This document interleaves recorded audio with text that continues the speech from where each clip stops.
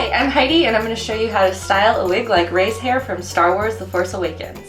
So to get started, I made a custom-sized wig head that matches the size of my head when my hair is all braided up and I'm wearing a wig cap. If you haven't seen the video on how to make a custom wig head, then you should watch that one too. The whole point of that is that so that as we draw up the hair in the ponytail and make it sit flat, it will sit the same way on your actual head. I picked out a special wig for this project. This is actually a whole lace wig, which means that all of the individual hairs that are attached to this wig are tied on separately. They're not sewn in tracks.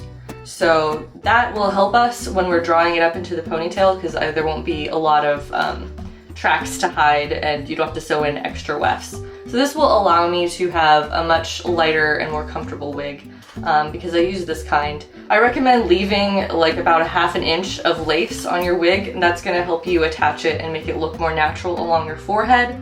So you want to make sure that the tabs above the ears line up with each other horizontally on the side of each side of the head, so that it is positioned correctly on your wig head, because if you do it crooked, it's not going to sit right on your head and then you're going to be upset later. And then we're going to secure it in place with some T-pins. And since this is a ponytail and we're going to be brushing it upwards as well, I'm going to put some at the nape of the neck as well. Anytime that you're working with a wig, you want to only use either a wig brush or a super wide tooth comb, so that you're not snagging the individual hairs. I'm just trying to smooth it out a little bit. Be very gentle with your wigs because it is easy to pull hairs out, and especially with a wig like this one, there's not a ton of extra hair in there to begin with, so you want to make sure that you're not losing unnecessary strands. We're going to start by gathering the hair along the front. We'll use the back end of this comb to help separate. So I've kind of gathered up this front section, smoothed it out, and I'm going to use a tiny rubber band, one of these, to secure it together. Now it is very easy to tangle synthetic wig fibers when you're trying to pull it through a rubber band like this, so just be super careful with it. Alright, next I'm going to draw up the first tier of her initial bun, which is going to be up at the the highest point of the back of her head. So I'm starting gathering down right above the ear, so that's where I want that to sit.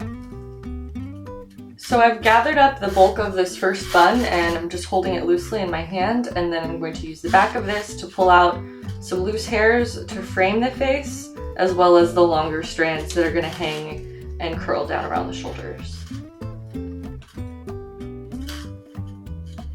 This is one of the really awesome benefits of using a lace front wig, especially when it's supposed to be a ponytail or something like this, where she does have a lot of loose hairs that are kind of wispy around the face. As I'm trying to put in the second ponytail, this first one was giving me a lot of issues, so I'm just going to fold the hair up and clip it, and then come back and redo the ponytail so that I'm not working underneath a section where I just was. And now I'm also going to clip this one out of the way so that we can gather our last ponytail. So the next thing we need to do is curl these front tendrils to be some little loops. To do that, I'm going to use some foam curling rollers. You can use other types of rollers if you want, but we're going to use hot air to heat style this. And I found that the foam is really good about dispersing the heat evenly, and so that helps to get a nice curl across the hair. There we go. Next, we're going to apply heat from the hairdryer to heat these up and help those curls to set. Keep in mind that anytime you're styling with heat, it's the full cycle of heating and then cooling back down in that new position that maintains the curl. So after you heat up all of the fibers, you'll want to leave them in the curlers for long enough that they're entirely cool to the touch, and that will help them maintain the curl.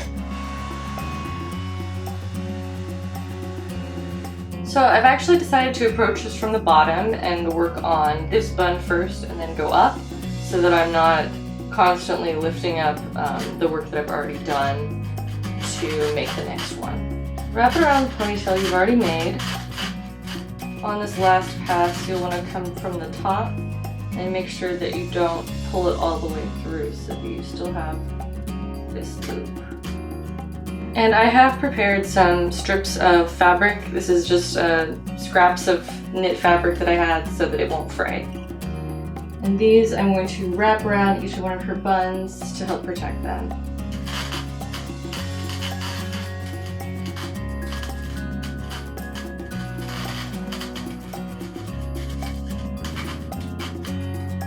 Alright, and there are our buns. So I separated out what is the baby hairs around her face, and these are actually going to be cut. I have a little razor comb that I'm going to use to hopefully get these sort of a feathered look. So my Ray wig is now pretty much done. I'm really excited to put it on and do some final touch-ups. Thank you so much for watching. Be sure to check out the rest of my Ray cosplay tutorial videos and subscribe for more. See you next time. Bye. If you're ready for the next step, watch my video on how to make Ray's wrist cup out of leather.